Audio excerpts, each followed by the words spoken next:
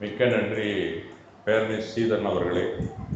இந்த மண்ணை வாழ் இல்லத்தார்கள் சார்பாகவும் இந்த ஆலயத்தின் நிர்வாகிகள் சார்பாகவும் நாங்கள் அனைவரும் உங்களுக்கு கடமைப்பட்டிருக்கிறோம். ஏதோ இவ்வளோ நேரம் ஒரு மழை பெஞ்சு ஓஞ்சது மாதிரி இருக்குல்ல, இடி இடிச்சது மாதிரி கூட இருந்தது நடுப்புற அப்பப்ப. அந்த மாதிரி ஒரு சிம்ம குரலோடு இவர் அடிக்கடி வந்து இங்கே பேசணும் நாங்கள்லாம் விரும்புகிறோம். ஏன்னா உங்களுக்கு சொந்தக்காரங்களாம் அங்கே அதிகமாக இருப்பாங்க, அதில் சில பிணக்குகள் இருக்கும், எனக்கு பிடிக்கும் பிடிக்காதெல்லாம் இருக்கும். இங்கே யாருமே கிடையாது. இங்கே தைரியமாக வந்தால் என்ன வேணால் பேசலாம், நாங்கள் நீங்கள் பேசுறதெல்லாம் கேட்போம். அதனால நீங்கள் அடிக்கடி இங்கே இருக்கிற அந்த 4-5 ஊர்களும் சமணர்கள் தான். ஏன்னா நாங்கள் தான் பாண்டிய நாடுக்கு கிட்ட இருக்கிறது நாங்கள் தான். அதனால நீங்கள் அடிக்கடி வரணும் அப்படின்னு சொல்லி நாங்கள் உங்களை அழைக்கிறோம். மேலும் உங்களை மாதிரி பல சீடர்களை உருவாக்க வேண்டும் அப்படிங்கிறது தான் என்னுடைய தாழ்மையான கருத்து. அப்படி இன்னொரு ஸ்ரீதர் வந்தால் கண்டிப்பாக இந்த ஸ்ரீதர் சப்போர்ட் பண்ணணும் அப்படின்னு நான் இந்த கூட்டத்திலேயே கேட்டுக்கொள்கிறேன். ஏன்னா அந்த மாதிரியான ஒரு சூழல் இல்லை நம்ம தமிழ்நாட்டில். ஒரு புதுசாக ஒரு தலைவர் வந்துட்டாருன்னா இவன் என்ன செய்ய போறான் அப்படிங்க. இப்போ நம்ம செய்கிற விட இவையே செய்யணும். இதெல்லாம் அரசியல் மாதிரி ஆன்மீகத்துக்குள்ள வந்து விட்டது. அது இல்லாமல் ஒரு நிலை ஏற்பட வேண்டும். எத்தனை ஸ்ரீதர் வந்தாலும் நாங்கள் சப்போர்ட் பண்ணுறோம். எவ்வளோ பேர் இப்போ 500 ரூபாய் இருக்குன்னா 5 ஸ்ரீதருக்கு 100 ரூபாய் அனுப்புறதுக்கு நாங்கள் கடமைப்பட்டிருக்கிறோம். அதனால உங்களை மாதிரி நிறைய பேர் வரணும்னு தான் நாங்கள் வேண்டுகிறோம். அது மாதிரி அவங்களுக்கெல்லாம் நீங்கள் வேற பேர் வேணாம்னு வச்சுங்க. எங்களை பொறுத்த வரைக்கும் சமண காவலர்கள் தான் நீங்கள்லாம், அவ்வளோதான். அதை பொறுத்த வரைக்கும் ஸ்ரீதரன் அவர்கள் நீண்ட ஆயுளுடன் நல்ல ஒரு இதே சிந்தனையுடன் சமுதாயத்தை மேலும் மேலும் பெருக்க வேண்டும். எந்த ஒரு விமர்சனத்தையும் காதல போட்டுக்க வேண்டாம். ஒருவேளை இருந்துச்சுன்னா முடிஞ்ச வரைக்கும் அதை மாற்றிக்கொள்ள வேண்டும் என்பதும் எங்களுடைய வேண்டுகோள். ஒரு வயசு கூட இருக்கிறதுனால நான் சொல்றேன் அப்படின்னு நீங்க நினைக்க வேண்டாம். இது மாதிரி சந்தர்ப்பங்கள் என் வாழ்க்கையிலையும் தொழிற்சங்கத்திலையும் எனக்கு வந்திருக்கு. என்னைக்கே சில பேட் குவாலிட்டிஸ் இருந்தது என்னுடைய யூனியன்ல. அது ஆரம்பத்தில் தெரியல, சில பேர் சொல்ல நான் மாற்றிக்கொண்டேன். அது மாதிரி எந்த ஏரியாவில் நீங்க டச் பண்ணும்போது உங்களுக்கு அதிகமான எதிர்ப்பு இருக்கோ அதை தயவு செய்து விட்டு நீங்க விலகிட வேண்டும் அப்படிங்கிறதையும் இந்த நேரத்தில் குறிப்பாக உணர்த்துக்கிறேன். மற்றபடி நீங்க என்னென்ன பொதுநல சேவை நீங்க நினைக்கிறீங்களோ எல்லாத்துக்கும் சப்போர்ட் பண்றவங்க இருக்காங்க, சைலண்டா இருந்துருவாங்க மற்றவங்க. அதனால நீங்க அதை நிறுத்தணும்னு அவசியம் இல்லை என்று கேட்டுக்கொண்டு மீண்டும் நீங்கள் சமுதாய சேவையை செய்ய வேண்டும்.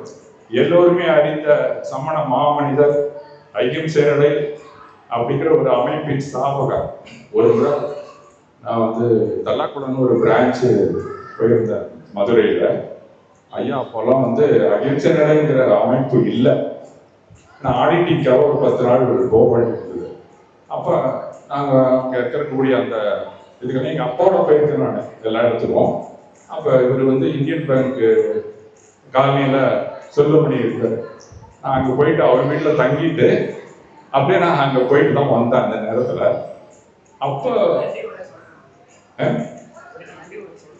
சரி சரி சொல்லலாம் சொல்லலாம். உட்கார் உட்கார் உட்கார். அப்போ நாங்க என்னென்ன இடத்துக்கு போனோம்னு சொன்னோன்னா எங்க பேங்க்ல இருக்கக்கூடிய ஒரு அலுவலர் இருக்காரு. நான் அழைச்சிட்டு போனேன் சார் இடத்துக்கு. நான் போய் ரொம்ப நாளாச்சு அப்படின்னா எங்களை எல்லாம் அழைச்சிட்டு போனார் அவரு. அப்போ போகும்போது ஒரு இந்த அழகர் கோயில் போகிற வழியில ஒரு இடத்துக்கு போகும்போது முத்துகிருஷ்ணன் ஒருத்தர் பசுமை நடை அப்படின்னு சொல்லி ஒரு அமைப்பு வச்சிருந்தார். ரொம்ப பிடிச்சிருந்தது எனக்கு. அவர் நாங்கள் போய் கொஞ்சம் லேட்டாக தான் போனோம். நிறைய பேர் வந்திருந்தாங்க. ஒரு 200 மாணவர்கள், ஆர்வலர்கள், வரலாற்று ஆசிரியர்கள் அது மாதிரி வந்திருந்தாங்க. அதை போய் பார்க்கும்போது அவங்க பேசிட்டு இருக்கும்போது யாரோ ஒருத்தவங்க சொல்லிட்டாங்க, சார் ஒரு ஜெயின் வந்திருக்காரு இங்க அப்படின்னு சொல்லி அவனை என்ன கூப்பிட்டாரு. கூப்பிட்டான கிட்டக்கு போனேன். அவர் என்ன அறிமுகப்படுத்தினார்னா எனக்கு வெக்கமா இருந்தது. இவருக்கு சொந்தமான இடத்துல தான் இன்னைக்கு நம்ம மீட்டிங் போட்டு பேசிட்டு இருக்கோம் அப்படின்றாரு. நான் அந்த இடத்துக்கு 3வது தடவை தான் போயிருக்கேன். அவரே அந்த இடமே என்னதுன்னு சொல்றாரு. அப்ப பிற மதத்தை சேர்ந்தவர்கள், பிற தரிசனத்தில் இருப்பவர்கள் கூட நம்மளுடைய குகை கோயில்களை பெருமையாக நினைக்கிறார்கள். அது ஒரு பள்ளியாக இருந்தது. அதுதான் நான் குறிப்பிட வேண்டும். அதே மாதிரி முத்துகிருஷ்ணன் சார், சாந்தனி இருக்கிறாரு, நம்ம வேதாச்சலம் அப்படிங்கிறவர் அங்க இருக்கிறாரு.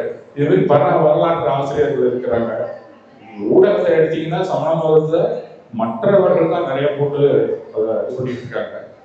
எங்க ஒரு மலை உடைக்கிறாங்களோ அப்படின்னு சொன்னா அந்த ஸ்பாட்லயே போய் ஸ்ட்ரைக் பண்றவங்க அவங்களா தான் இருக்காங்க.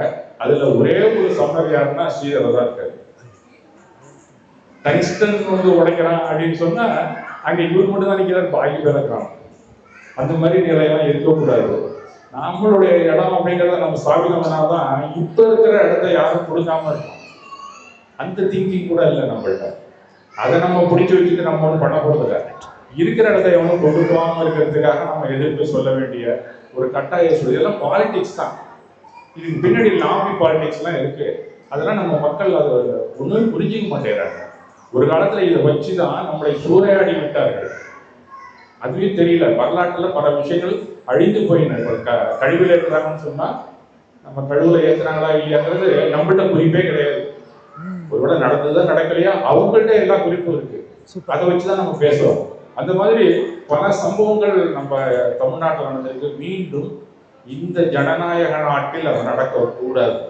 அதெல்லாம் நாம எந்த அளவுக்கு அப்பப்ப எதிர்ப்புகளை தெரிவிப்பதோட நேரா ஸ்பாட் விசிட் பண்றோமோ அப்பதான் இப்ப இருக்கிற நம்ம இடம் வேற ஒருத்தங்க கைக்கு போகாது அப்படிங்கிற உண்மையை நாம் தெரிந்து கொள்ள வேண்டும் என்று சொல்லிக்கொண்டு, இவர் போல பல ஸ்ரீதர்களும் உருவாக வேண்டும் என்று கேட்டுக்கொண்டு, அடிக்கடி இங்க வந்து எங்களுக்கு இது போன்ற நல்ல ஒரு ஒத்துழைப்போட, இன்னும் சொல்ல போனா இன்னும் வயசானவங்க எவ்வளவு பேர் இருந்தாலும் நீங்க அவரை பேட்டி எடுத்து போடணும். அவங்களுடைய அனுபவத்தோட நாங்க கேட்கறதுக்கு தயாரா இருக்கிறோம். இது வரைக்கும் யாரும் செஞ்சதா எனக்கு தெரியல. அதெல்லாம் அவர் தான் செஞ்சுட்டு இருக்காரு.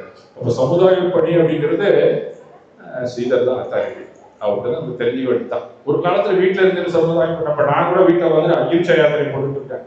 வாட்டி பேர் சில இடத்துக்கு போயிருக்கிறேன். இருந்தாலும் எல்லா இடத்துக்கும் போய் எப்போ புத்தகம் போறதுங்கிறது எல்லாரும் போயிட்டு வாங்க, நான் போயிட்டு வந்தேன் அப்படிதான் சொல்லிட்டு இருக்கேன். ஆனா போயிட்டே இருக்காரு.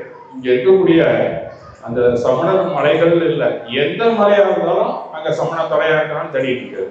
இல்லைன்னா கீழே இறங்கி வந்துடுறாரு. மற்ற இடத்துக்கு போகும்போது அவர் வீடியோ எடுக்கிறது இல்லை. எங்க குகைன்னு தெரியுதோ அது வேட்டவனத்துக்கு பக்கத்துல இருக்குன்னா அதை போய் எடுத்து அது மட்டும் தான் போறாரு. அப்ப மற்ற மலையெல்லாம் போகலன்னு இருந்தாலும் எல்லா மலையிலையும் ஏறி இறங்குறாரு, அதை எடுத்து போடுறாரு. அந்த மாதிரியான ஒரு களப்பணியில் ஈடுபடுபவர்கள் மிக மிக குறைவு. அந்த முதன்மையாக திகழும் ஸ்ரீதர் அவர்களுக்கு நம் சமுதாயத்தின் சார்பாக இங்கே இருக்கக்கூடிய நம்ம மன்னார்குடி இல்லத்தார் சார்பாக நன்றியை தெரிவித்துக் கொண்டு நீண்ட ஆயுள் வாழ வேண்டும் கேட்டுக்கொள்கிறேன்.